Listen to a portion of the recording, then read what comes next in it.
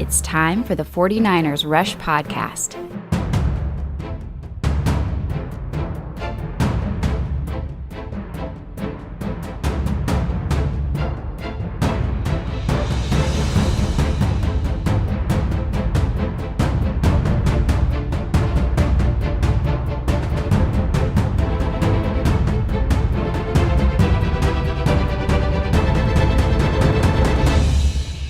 And here's your host, John Chapman.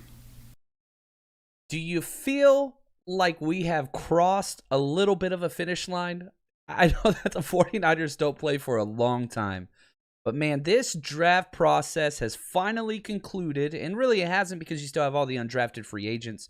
I understand that's not part of the draft process, but man, what an adventure. What a roller coaster. And I am so glad to be here today with you guys talking football. And what kind of the whole goal of today, we're going to dive in individually on all of these prospects, and we're going to do our due diligence. You guys know what we do here. It's always film, right? We're going to see what they do. We're going to see how that translates. And we're going to give each one of these prospects their due attention and give them their own episode and go through them and break down all that stuff. We've got time to do that. But today what I want to do, one, I want to give some more stuff away. Hashtag Countdown Crew. Get that stuff in there. We'll talk about that in a second.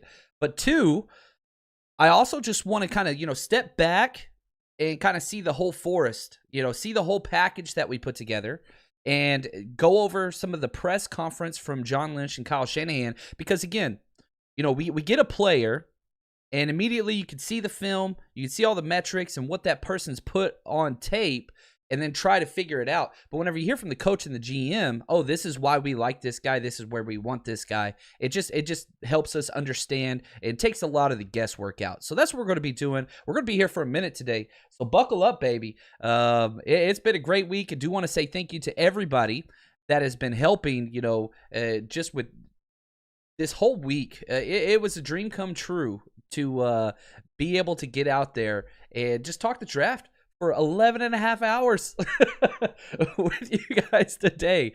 But so here's what we got today. Here's a giveaway. Check this out. If you're watching on YouTube, if you're watching wherever we are, this is a Trey area t-shirt, compliments of 49ers Hive. These guys are incredible. One of my favorite websites and Twitter follows out there at 49ers Hive, Hive, or 49ershive.com.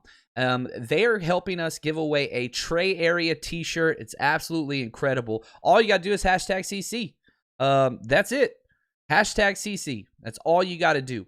So if you want this shirt, which is awesome, I bought one myself. I'm giving away a free one, but I bought one myself because I love it. You know me, I'm a Trey Lance guy. So if you want to get this shirt, hashtag CC, you still got time. Put that in there.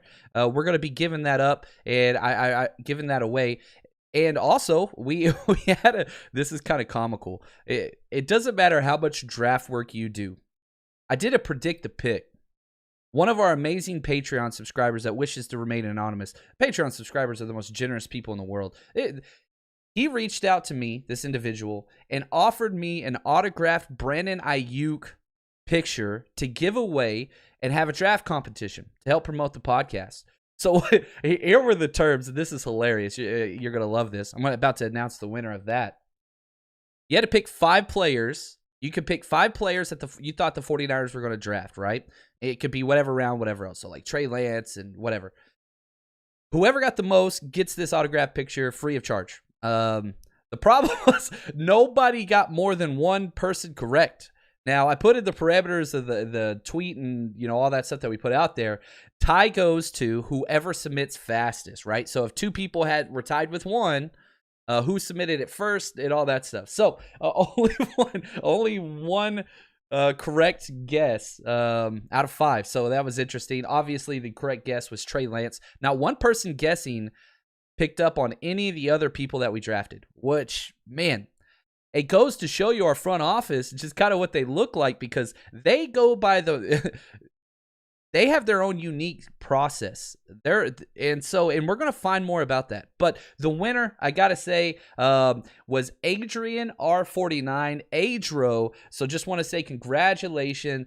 Adrian R49. So reach out to me, message me. He's a Patreon subscriber. And, if you're real big into these giveaways, I do want to let you know. Usually Patreon subscribers, if I plan ahead enough, which usually I don't, I like to give them a little bit of warning for all these competitions. So if you want a little bit, jump up to the front of the line, you still got to get the answer right. But a lot of times I'll tip them off, hey, about to do a giveaway, go check this out. So anyway, congratulations there. I love it. So another giveaway coming. Let's jump into it. Let's start talking about this draft process because obviously, we did the whole podcast on Trey Lance, and you're going to get a whole bunch more Trey Lance content. That's never going to stop. Kid's 20 years old still. There's a very real possibility this is our quarterback for, 15 plus years. It could happen. If he is what we think he is, what Kyle Shanahan thinks he is, and the thing that kind of keeps him, the meter so high is he's stepping into such a great situation. So Trey Lance we'll talk about later, but I want to talk about Aaron Banks. Aaron Banks is a guy I liked, went through a lot of Notre Dame film this year, offense and defense, because they had a lot of prospects. Very, very solid team. But Tommy Tremble, right? That was the guy I was watching. And so here's the process, right? Okay, I'm going to break down Tommy Tremble. So I go to the All-22, and then what I do is I pull up, okay, who is every draftable player on Notre Dame's offense? Okay, so I go through and, I'm cross-referencing and writing up little profiles on all these guys. Aaron Banks is one of them. Then I go, okay, well, who are they playing? Well, okay, Notre Dame's playing Clemson, okay? Who's every draftable player on Clemson's defense? And so I go through and do that. I do all of that before I can even get to the film, just so you know who it is you're looking at. And then you go through and you watch the film. And you start seeing people jump out, and you're like, man, this guy's really, really good. I liked Aaron Banks, but I didn't do a draft write-up on him because I didn't think he fit. Kyle Shanahan and John Lynch have never even drafted a guard, not once. What do? They draft two guards this one. Now, I wanted an interior lineman. Obviously, I wanted Creed Humphrey. They chose to go to a different way. They went with a true guard. And not only a true guard, a 6'3", 325 true guard. He is a monster. And, the question was asked, and again, I didn't even think it was a possibility. I didn't even think he'd be on our board. Well, that question was asked to John Lynch about his size and what this means. So we'll go to the GM here, let him explain why Aaron Banks filled this need. I think, obviously you always want the guy that's big, that can move, and is a scheme fit. And I think in this case, we believe that we found a candidate for that. We really grew to appreciate Aaron throughout the process. His film was very good at Notre Dame. The Senior Bowl was a positive look in person for us. Continued to grow there, and then Mike McGlinchey's incessant, cheering for him. But he is a bigger guy, but he moves exceptionally well, and so we think he's a really nice fit. It moves really well. That's interesting. And so I've already done one Patreon breakdown on Aaron Banks. I'm going to be doing more. And so we're going to do a full episode. Our next episode is going to be all about Aaron Banks. It's going to be an Aaron Banks episode. It's going to be offensive line. We're going to have crazy amount of film clips. Juan Solis is already helping me with all those things. And so, again, if you want to see every single play this guy has, we're giving you that over on Patreon. But what we're going to do the next episode, it's Aaron Banks. We're going to talk what it is and what he brings to the table. I don't think that he moves very, very well. But the one thing that I could say, a few things I could say. Number one, consistency. Number two, his quarterback never gets hit because of him. And three, he has no negative plays. Kyle Shanahan kind of gave us a little peek behind the curtain and said that whenever he grades these players, he literally does, in plus or minus, there's no minuses. Like he just does his job. He's very, very big, takes up a lot of space. But, man, he had a 31-inch vertical. That's pretty impressive for a 325-pound big man. And, he's a San Francisco kid from El Cerrito High School. I put out some of his basketball highlights. You heard me right. 6'3", 325 basketball highlights. He was a baller. Averaged 29 points in varsity basketball. The dude could play. So lots of versatility, but he's going to be a guard. I don't think that he's going to be a center. It's possible. He's going to be a guard. That's just where he sits. Now let's go to our next one. Here we go, man. Trey Sermon. It's Sunday. Time for a sermon, baby. And I see this question from Matthew. This is interesting. Matthew asks, do the running back draft picks spell the end of the road for Hasty? Vice president of the Hasty fan club. I'm with you, Matthew. I love Hasty. I don't think it does. Is it harder for him? Yeah, you bet your rear end it does. So if you just look at the numbers, that's a tough room. Now, Kyle Shanahan came out and said, look, every year we have been here, we have gone through at least 4 running backs.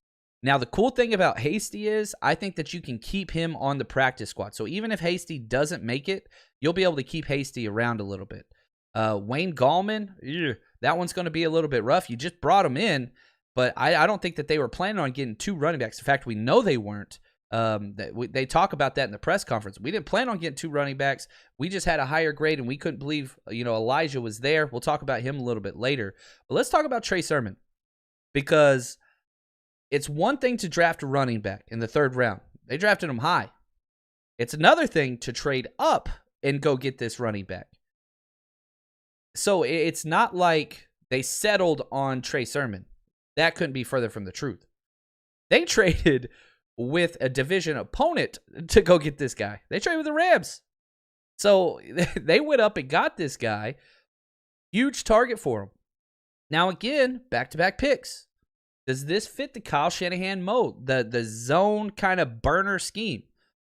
He doesn't. The first 3 picks you can talk about are trend breakers for Kyle Shanahan. You get Trey Lance. He's not a Kirk Cousins, whatever. He could have got Mac Jones. Nope. Hell no. He's going for dynamic, right? Could have got Creed Humphrey, perfect scheme fit, guard center that Shanahan usually likes. Nope. He goes big. Could have got the burner. There was Michael Carter was there. There were lots of, Kenneth Gainwell was there on the board. Burner, zone type players. Nope. Went for the bigger dude, Trey Sermon. So it's quite interesting, and his game tape is fun. This morning I did my very first full breakdown on his game against Northwestern, which he only had like 311 yards in one game. He took over that whole game. He was incredible. Contact balance and vision. I think vision is the best thing that he offers. He's really, really good at seeing where he's supposed to go. So here's Kyle Shanahan. Why Trey Sermon, even though it's different? I look at it as, you're just trying to find NFL backs that you always feel you have guys who have the ability to be a starter. We've never looked for a 1-back, a 2-back, a 3-back, a 4-back. We always look for guys that we think can play as a starter, whether they are or not. I mean, if you look at our 3rd back, the last 2 years they've had about 38 or something % of our carries. Sometimes because of injuries, some kinds of just rotations, how it worked out, and I think that's been by far over anyone else in the NFL. So, we have 2 guys who have played for us that have done really well. Bringing in another guy that's we're looking to help us too. We have some young guys who haven't really done it yet, but we'll see. And to be able to add Trey to this group with his skill set, what we think he can do.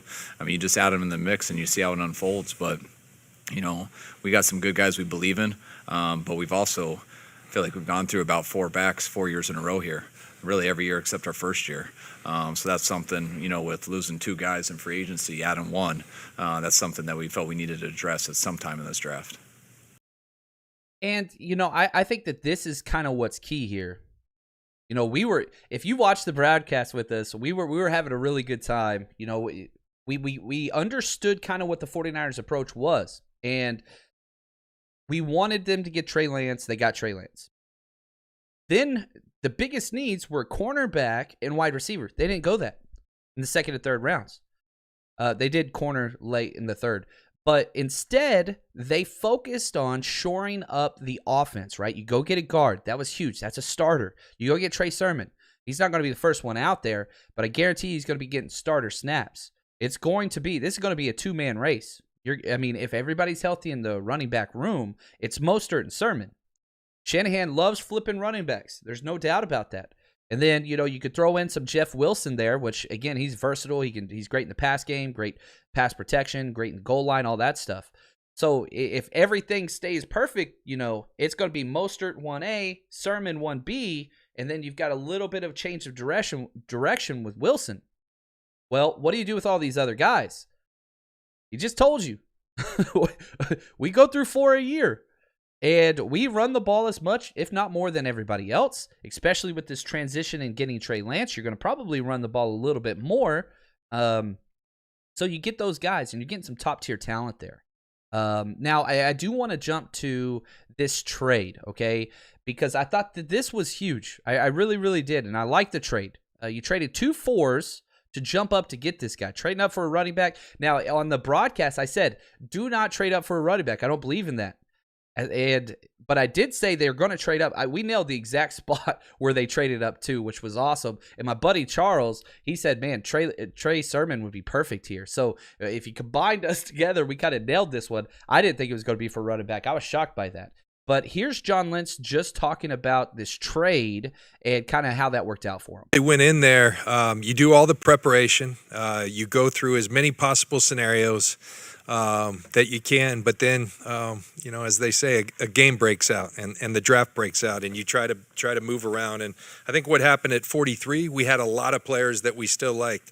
Now, I don't know if you guys will believe me or not, but had we stayed pat at 43, Aaron Banks was our choice. So to be able to move back 5 spots, pick up 121 that we later used to move up to get Trey Sermon was really an added bonus for us. And so that's what makes this thing fun. And I really feel, Nick, like we got better today, and I think we moved well. We worked as a unit well up there to encourage each other to be patient, and it was a really good day for the Niners.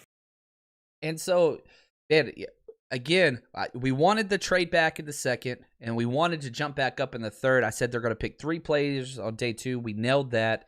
And so you're starting to you've got a little bit of a track record now with this team, and you can kind of understand how they're going. We nailed the positions for the most part. The players we were way off on, outside of Trey Lance, of course. So you got that trade. That worked out pretty well. I do want to get to a couple comments. Again, we do have our giveaway coming up here in just a couple minutes. The Trey Lance. I tell you what, I want to extend #CountdownCrew. So again, if you want this shirt, the Trey area, all you got to do, comment right now. Comment again. I don't care. I haven't picked a winner yet. #CC. #CC Countdown Crew. Get it in there. Come on, guys. Get that t-shirt. Now, I love this question, Mr. Superfly. He says, I'm very glad everyone on the team is alive today because Kyle Shanahan said there might not be a case. That's right. No, who knows who will be alive on Sunday? Well, 2 things about that comment. 1, we're still here. 2, so is Jimmy Garoppolo. He's not going anywhere. And so for the people that were so anxious to get moving, and I understand the need for closure, even from a fan's perspective. All right, we traded up. We got our quarterback of the future. Let's move on. Let's see it now. No.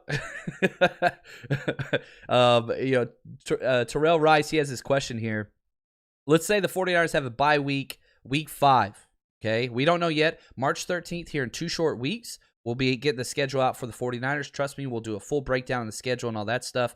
Planning to do a couple road trip live break events. Trying to get some stuff in the works where we're going to host some parties on some road games. So again, if that's you, I'm pretty excited about this. We got a lot of stuff coming up for the 49ers Rush podcast. But here's his question. How comfortable or confident would you be if Trey made his debut after the bye week? I know you said you don't want a rookie start in week 1. I do not. Jimmy Garoppolo starts week 1, guaranteed.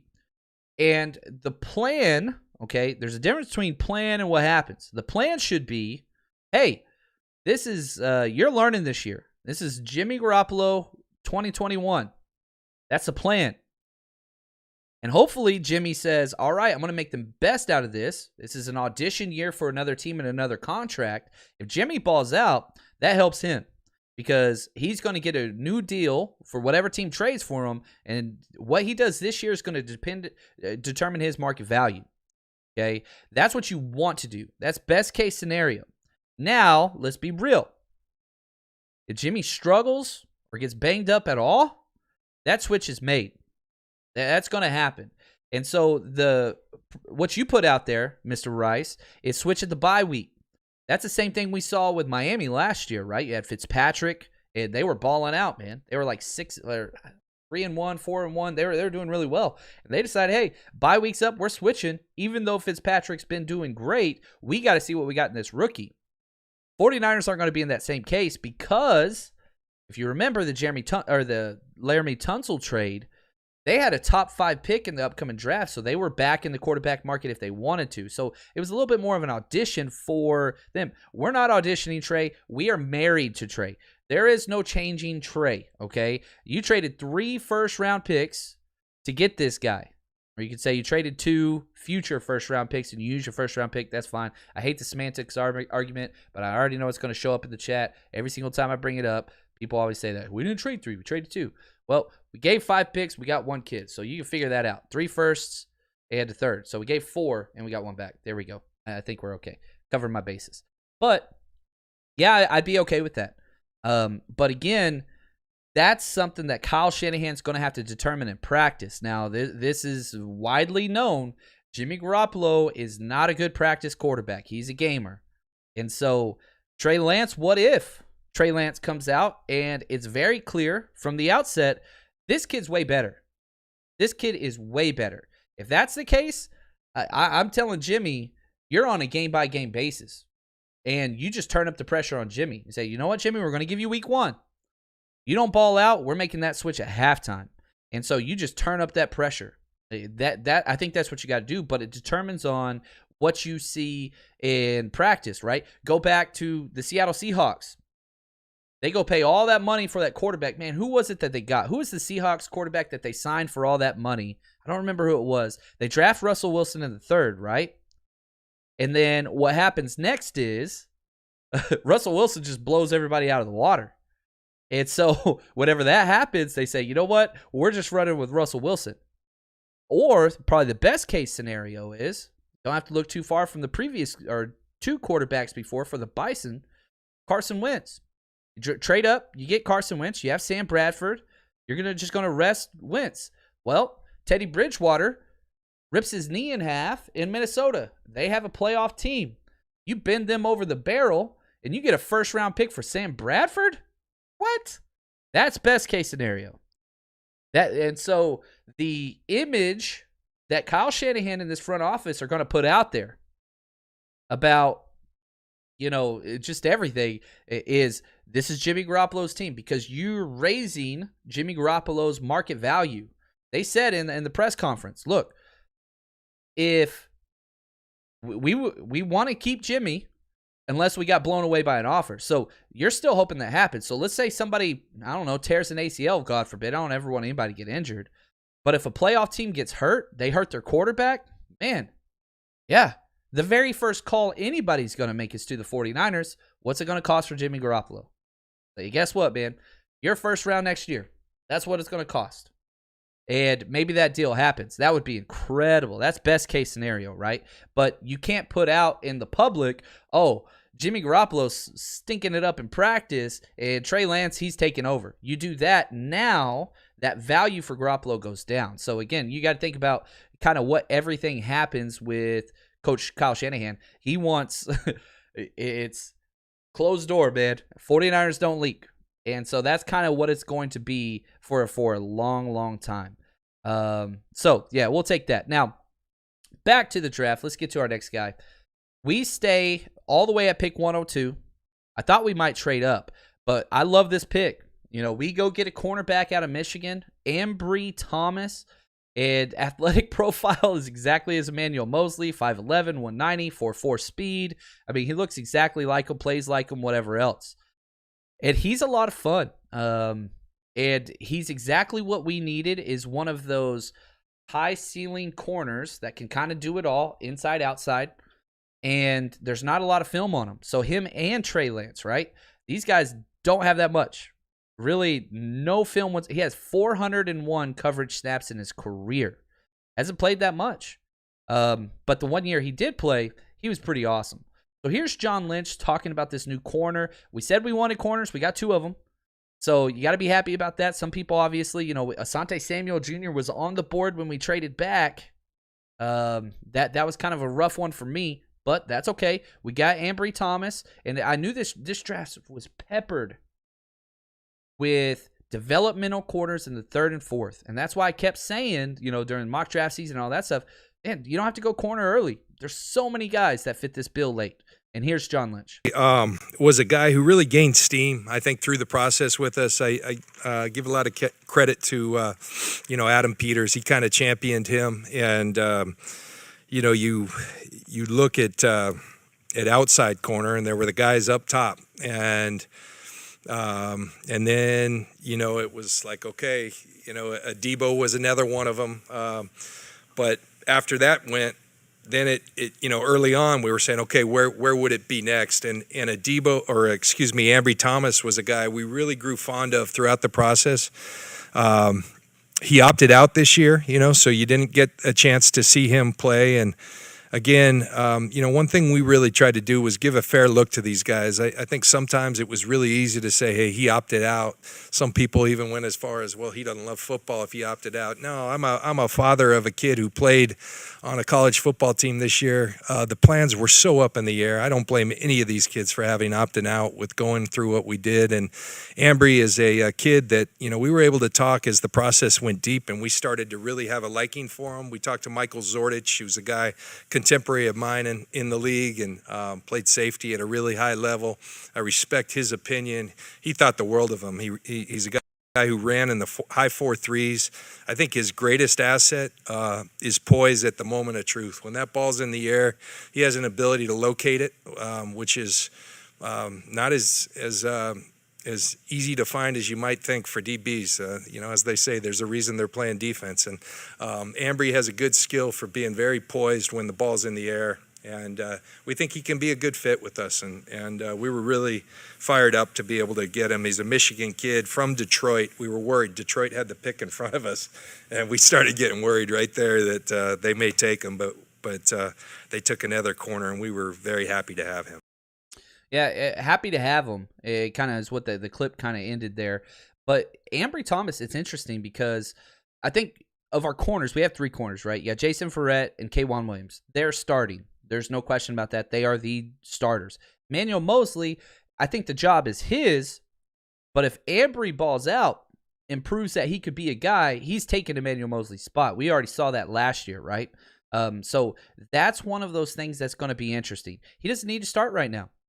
And so this is a guy who hasn't played in a year, okay? He opted out, but he's going to be able to work his way in there. And I think he's going to be the starting kick returner day one.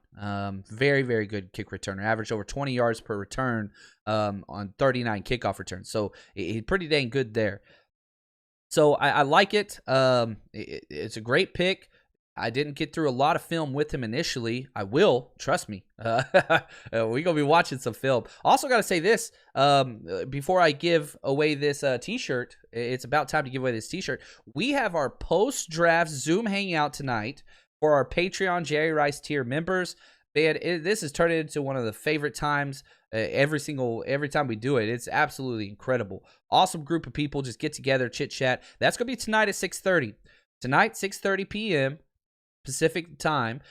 We're having a Zoom hangout. We're just going to chit chat. We're going to talk through these guys, maybe watch some film, all that kind of stuff, and just like, how do you feel? Therapy session, battles moving forward. We just chit chat for like an hour. It's incredible. So if you want to be a part of that, go to patreon.com, join the Jerry Rice tier, and we do this every month. You get everything else. You get all the videos. You get all the giveaways that we talk about, but you also get to hang out and meet some other cool people, and it's turned into a lot of fun. So that's tonight at 6:30 p.m. Again, we're recording this Sunday, so Sunday night, 6:30 p.m. Now, let's give this away. Here we go. The Trey to the Bay T-shirt goes to, and again, all you got to do, #CC if you haven't hit that notification bell. We do these things all the way, all the time. Chrissy1687, congratulations, Chrissy with a K, 1687. Go ahead, reach out to me at JL_Chapman on Twitter, or you can email us as always, 49ersrushpodcast@gmail.com. And yeah, we'll get that taken care of and we'll get that sent out to you. So now, the next thing that I want to talk about here, and actually I want to talk about this question because it makes me laugh. Scott put this in there. He said, John, have you heard about Schefter still refusing to concede the fact Mac Jones wasn't even on Shanahan and Lynch's radar? He was on the radar, But yeah, I love Schefter. I think he's incredible. There are a lot of those kind of insiders or whatever you want to call them, they're incredible. But yeah, the egos, that's a big part of this business. Whether it's podcasters, to a lesser extent, I talk to all these guys. You learn pretty damn quick. Some people can't handle criticism whatsoever. Yeah, that's their own thing. And Schefter prides himself on never being wrong. That's his thing, which it's ridiculous. We have Kyle Shanahan on record saying, yeah, I don't know where all that talk came from. It was Lance from day one. And anyway, they're never going to be. It's what it is, man. And now all the Mac Jones truthers have gone from, oh, it's Mac Jones, to now it's, oh, well, Trey Lance is just Taysom Hill, and he's a run-first quarterback. Again, 100% wrong. Grasp me, that's wrong. That's not what he is. You haven't watched the film. It's not there. You can criticize and not. It's okay to not like the Trey Lance pick. Like that's not an issue. But to double down and try to pull a kid down whenever you were wrong and you didn't get the guy you want, that's like the little kid, well, if I'm not, captain and I don't get to pick all the teams, I want to take my ball and go home. That's what you're doing. In every fan base has them. But, man, it's pretty damn hard to listen to your head coach say these things about this kid, trade up all that draft capital to go get him, then draft to bolster the offense and not be excited. I don't know. I don't understand, but it's what it is. Now, back to the guys we did pick. This is important. I couldn't believe this one. And Jalen Moore, tackle/guard. He played tackle for Western Michigan. Again, not the first time. Western Michigan tackle. He was a tight end in high school. That's Joe Staley right there, man. The same school, very similar measurables. He's 6'4", 311. Curious to see how they're going to want him to bulk up to that guard spot. But Shanahan said, ideally, we want him to play guard. Indicative of that, like, Jalen Moore, our first pick in the fifth, our intention wasn't to take a guard. It was that he really was the guy that we had the highest grade on. And we don't just purely go by grades. We go by how people feel in that room and how convicted we all are. And we felt great conviction there. So I think at this point we weren't married to certain positions. In some cases, yeah, you have a need, you got to try to fill it. But we just kind of, I think Jalen, Elijah probably fit into that category where they were the best players right there at that point. And when you can do both, which I think we did with Lenoir and Hufanga, then it really lines up. And so this tells us a lot. One, talk about the kid. He's good. He's very, very raw. He's very good, but he struggled. He gets his quarterbacks hit a little bit too much. Now, again, he's played 3 straight years. And so listen to all these pass snaps. 464 pass snaps in 2018. 475 in 2019. 188 in 2020, abbreviated season. So he's got a lot of snaps under his belt, but he's also given up a lot of sacks and quarterback hits for a draftable player. Gave up 3 sacks this year, 2 in 2019, 2 in 2018. So that's problematic. But again, you're in the 5th round. This is a developmental guy that you go off of. Again, John Lynch just said, we had a lot higher grade on him because you can see the positives. Going through some film, I haven't done a lot, but you see some plays and you're just like, ooh. Yeah, it's a consistency issue, right? Why is this guy being drafted in the third day? Because it's not consistent. So you get glimpses, you get peaks of what they can do, and then you say, all right, if we can get him here, this kid ain't going to play this year. He's not going to play. I mean, he's going to have to beat out. One, Aaron Banks is going to start at right guard. But then the backup is going to be Brunskill. He's going to back up all 3 interior spots. And then I think you got Justin School on the outside. I think they're going to move McKivitz back outside. I really, really do. They drafted him as a tackle, the kid out of West Virginia last year. They wanted him at tackle, but they moved him to guard just because tackle kind of got shored up and whatever else. But I would not be shocked. McKivitz goes to tackle, competes there. Jalen Moore, he's going to fight for one of these guard spots because, again, you look next year, Laken Tomlinson's deal's up next year. He's a possibility for an extension this year, but he's going to have to play his way into it. And Daniel Brunskill, I think this is the last year of his deal as well. So that's going to be an interesting one there as well. I like Jalen more. I think he's a lot of fun. Another Michigan guy. Again, another baller. These athletic interior linemen average 17.2 points per game in basketball.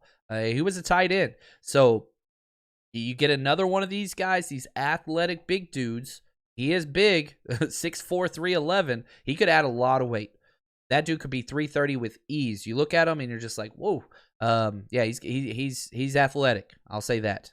Needless to say. Now, let's go next pick here. Out of Oregon, I'm sure I'm going to mess up his name, Deommodore, Lenoir. They call him Demo, but another better football player than he is a corner.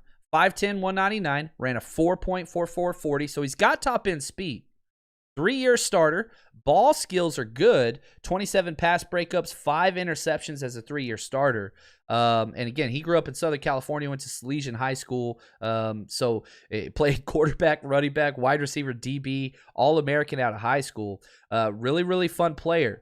And he is an alpha mentality type of a guy. So if you just put this in perspective, whenever he did his press call with all the beat reporters, no shirt on, walking around outside, talking on his cell phone. So he's going to be a fun one in the press room. So really, really fun guy. And the question was asked, okay, is he an inside or outside guy? You got Ambry Thomas, as an outside guy.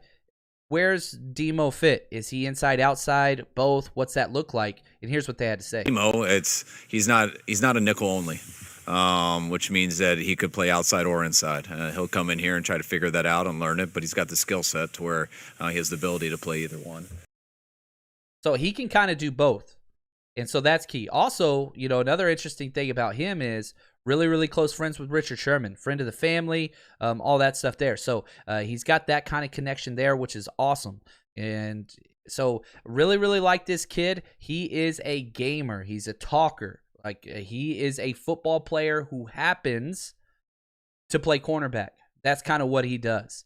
So I like the pick. It fits. Again, we're going to do an episode on each one of these guys, and we're going to deep dive into the film and all that stuff. That's going to be there for you. Now, next guy, huge fan favorite. This guy's incredible. Another amazing name, Talanoa Hufanga out of USC. Just freaking awesome.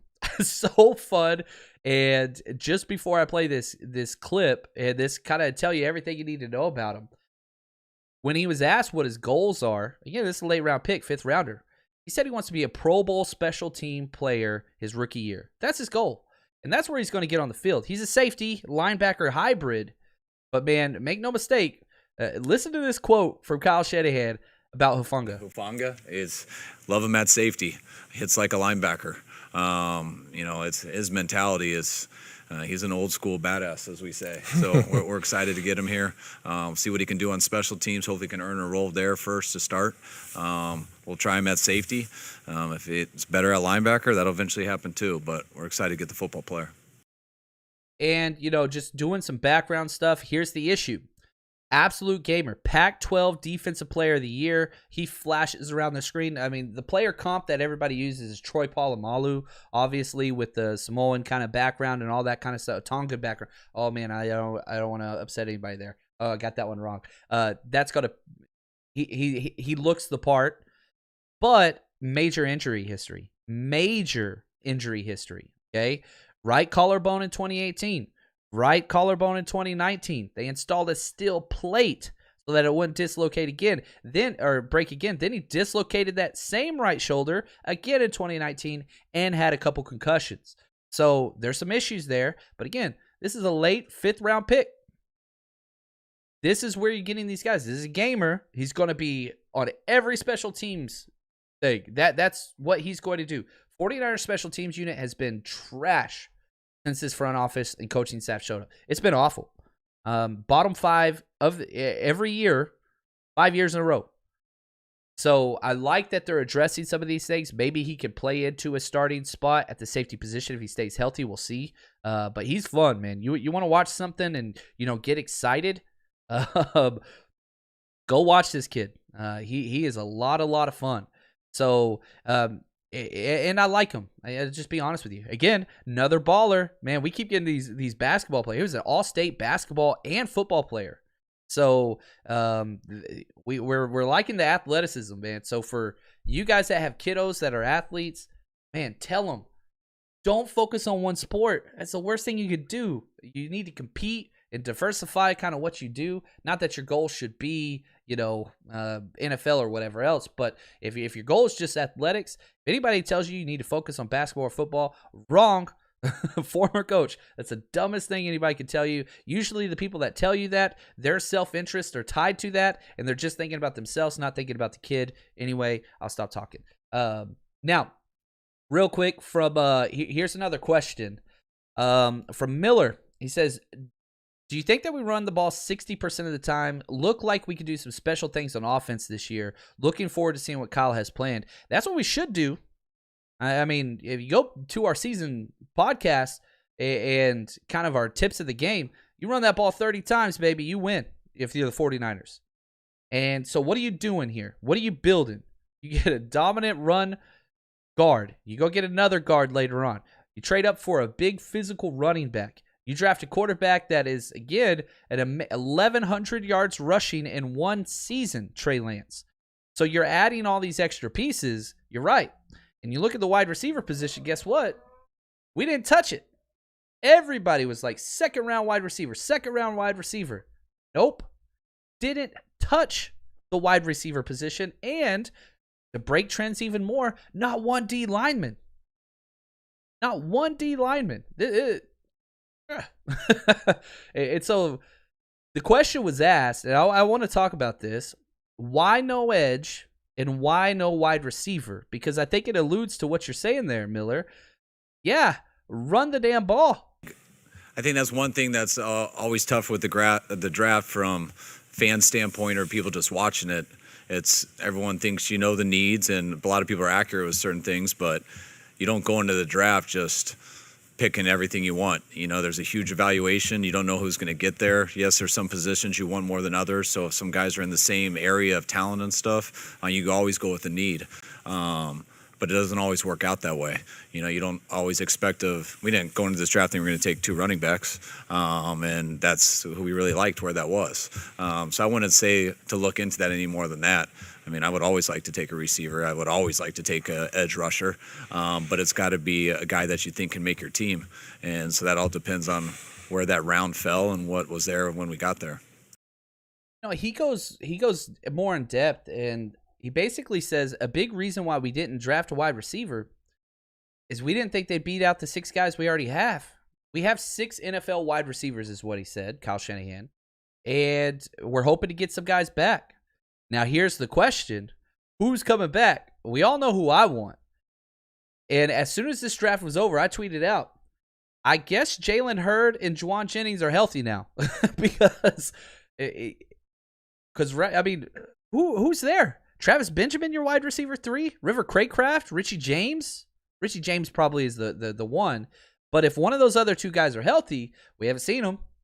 They've been out 2 years in a row.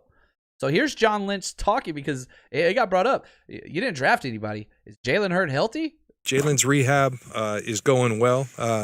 We're eager to get him back here, because he's been rehabbing away, but we check in regularly, and he's doing a nice job with his rehab. So, we're excited about that. I think Jalen's always been a hard worker and has just had some tough luck with that stuff. And, he'll continue to work hard, and we think he'll be ready to go. Who was the second one? Yeah, anyway, that's the one I wanted to focus on. If, and this is a huge if Jalen Hurd is able to play, and you don't rely on that, that's bonus if he does. Woo! Oh my gosh. It's going to be absolutely incredible. If Jalen Hurd can play, watch out. Just watch the hell out. Do want to give a shout out to the recovery. Appreciate the gift, sir. Much appreciated. He said, "Hey, John, always love the shows. Really impressed with Jimmy texting Lance. I've always liked Jimmy. I hope he plays great this year." I'm with you. Yeah, a big reason why I went later today than I usually do on Sundays is because the 49ers, they released an interview of Trey Lance just at noon, usually whenever I try to go live on Sundays. And so I wanted to watch that, and there were lots of other people watching and whatever else. And they asked him, like, man, what was it like after you got drafted and whatever else? And he said, Jimmy was one of the first people to text me from the team. And he's like, that meant a lot to me. This is Trey Lance. I'm paraphrasing, obviously, poorly. But he said, it meant a lot to me because there was no animosity. It meant the relationship's going to be good. I'm going to get to learn from them. And so, man, you're getting these two guys that put the team first. That's incredible because you have to understand it's in Jimmy's best interest to be the guy. You know what I mean? To be the guy that helps this kid and whatever else. You don't want to create animosity. All the players love Jimmy Garoppolo. All the players love him. He doesn't throw anybody under the bus ever. He had the date with the adult star, whatever else. Outside of that, find one negative that the guy's done off the field. I don't even think that's really a negative. You live your life, man. But a distraction, I guess you could say, is probably the better way to say it. Everybody loves Jimmy. Look how hard New England, who was forced to trade him because of Tom Brady and Robert Kraft, they were trying to get him back. They didn't want to get rid of him. And so that's what it is. We got a celebrity sighting in here. At host Chuck B just joined the chat. He was the gentleman that broadcast with us during the draft. Awesome guy. And he said, this is from Chuck B himself. He says, quote, host Chuck B, the real highlight of the draft show, just pure class and humbleness. Class. That is you, Chuck B. Thank you, brother. Appreciate all you did. He crushed it, man. He nailed the Trey Sermon thing. He was on top of it. He's an Eagles guy, but he's a closet 49ers fan. Let's be honest. Now, let's go back real quick to the last player that we drafted, and that is running back Elijah Mitchell out of Louisiana. This one's interesting. We already had a running back. Running back room was full. You go get another one? That tells you this was a value pick, that they were really, really high on this guy. And shout out to Bobby Turner, the running backs coach. He has been denied running back talent for a long time coaching with the 49ers. All we have is undrafted free agents. Now he gets, they sign Wayne Gallman, who was a 4th rounder. Then they go trade up for Trey Sermon in the 3rd. Then they get Elijah Mitchell later on, 5'11", 210 pounds, stout. Again, another tall running back, 4.38 speed. He's a lot of fun, and I do want to give a shout-out to Brian Carter. He sent over some of his draft notes, and they're pretty dang good. I liked it. Legit breakaway speed guy, big play threat. That's kind of what he does. He's much more of a zone fit scheme, the traditional type that Kyle Shanahan goes after. That's what he does. Jump cuts, all that kind of stuff. Runs hard, but not a lot of power, but he is always moving forward. And so I do like that. No serious injury history or anything there. That's Elijah Mitchell. Now, we talked about this earlier. Running backs, they're going to be a little tight. Going to be a little tight, that room. It's going to be so competitive. And again, you just got to wait. Injuries happen. And I'll tell you this. Would I be shocked a couple years from now, that running back room is Elijah Mitchell and Trey Sermon? Might not be this year, but next year. Mostert, last year of his deal. Wayne Gallman, 1-year deal. Jeff Wilson, 1-year deal. So you've got these guys and you're bringing them back. Man, there's going to be some turnover at that position. And so if you fantasy people out there, these are two guys that you can get. Elijah Mitchell is going to be almost free. You get him, you hold on to him, he's going to pay dividends. You just got to wait. Whoever the running back is in the backfield of Kyle Shanahan offense is going to be great. Just got to wait because he's going to get a shot. There's no doubt about that. So that's going to do it for us today. Man, this was fun. It was nice talking about this stuff. I'm jumping back into the film. As soon as I get off of this, I'm going to go try to get another breakdown done today before tonight. We got our Zoom hangout, man. Come on. check it out. Come check it out. You don't like it. You decide it's not for you. You want your money back, whatever else. I got you. It's a way to support the podcast and allow us to do a lot more things. Again, we're trying to set up at least 2 out-of-town events on the road where the 49ers are going. Events, fan hangouts, try to do some autograph signings from some 49ers that are in that area. And so usually the 49ers and, a lot of famous people kind of travel with them. And so very similar to what we did at the Super Bowl. If you were with us at the Super Bowl, we got Frank Gore to come hang out, signed a bunch of autographs, did giveaways, just had a blast. It's just creating an environment for the fan base to be together. That's what we're trying to set up. So things like this help us achieve those goals. So that's kind of what we got. Oh, we got a gift here. Thank you from Breaking 80. Stoked on Watkins. Yeah, man, I feel bad. I wanted to focus on the draft guys, but we got to talk about this. Stoked on Watkins. Elite contested catch and drop rates. Yeah, Bolden 2.0. Your thoughts? Man, I think you kind of nailed it.